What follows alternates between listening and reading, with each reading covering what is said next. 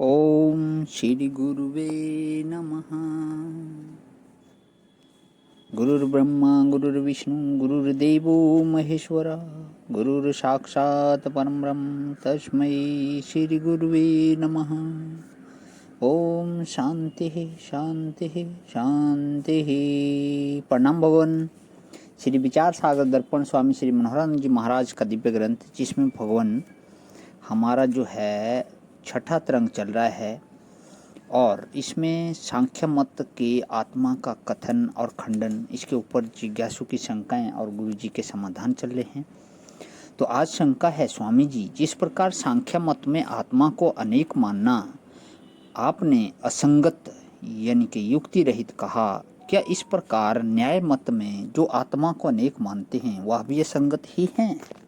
हे शिष्य, यह तुम निश्चय कर लो कि आत्मा को अनेक मानने वाले सभी मत असंगत हैं, क्योंकि आत्मा को अनेक मानना वेद के विरुद्ध व युक्ति रहित यानी कि वेदलील है।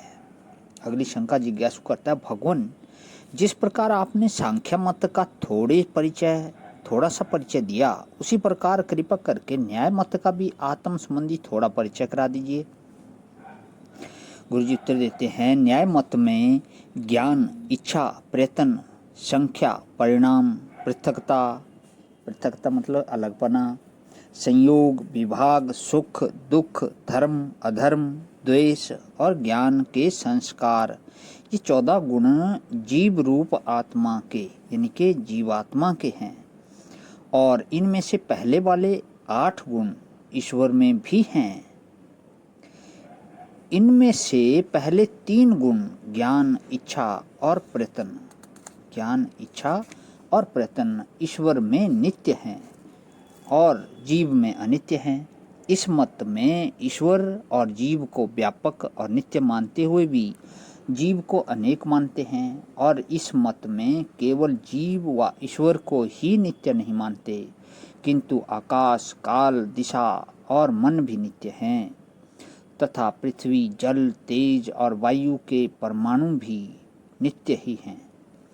इनके सिवाय और भी जाति इत्यादि कई पदार्थ न्याय मत में नित्य माने जाते हैं। इस मत में 21 प्रकार के दुखों के नाश को मोक्ष कहते हैं।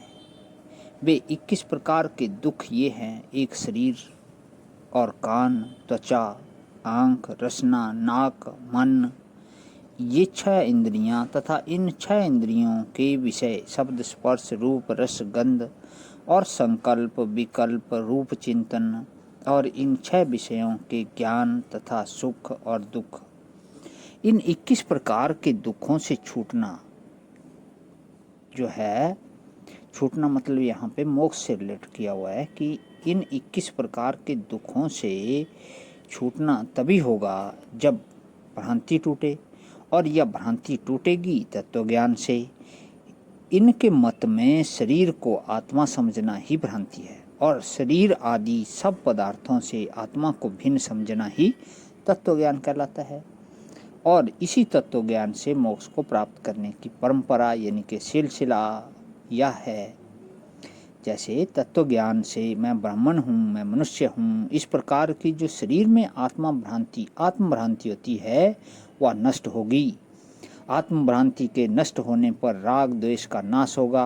राग द्वेष के न रहने पर धर्म और अधर्म में प्रवृत्ति नहीं होगी। धर्म और अधर्म में प्रवृत्ति न होने से दूसरा जन्म नहीं मिलेगा और प्रारब्ध का भोग से नाश हो जाएगा। जन्म के न मिलने से 21 दुखों का नाश हो जाएगा, और वह 21 दुखों का नाश ही क्या है? मोक्ष है। प्रणाम भगवान। आज यहीं विराम। ओम शांति शांति शांति।